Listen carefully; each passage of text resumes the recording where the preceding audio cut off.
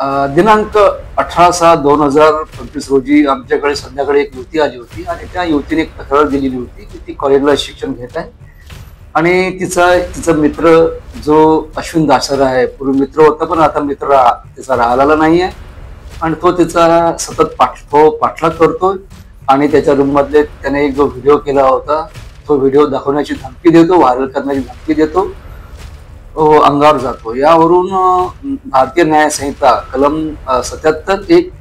85 आणि 351(2) अन्वये आम्ही गुन्हा नोंद केलेला आहे।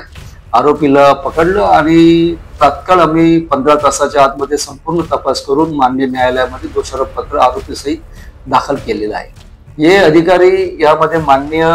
पोलीस आयुक्त, माननीय DCPC मधले साहेब, आमची टीम याच्यामध्ये महत्वाची भूमिका निभावणारे इन्व्हेस्टिगेशन ऑफिसर PSI संतोष शिवदोळे, हवालदार प्रलेश कापसे आणि हवालदार सुनील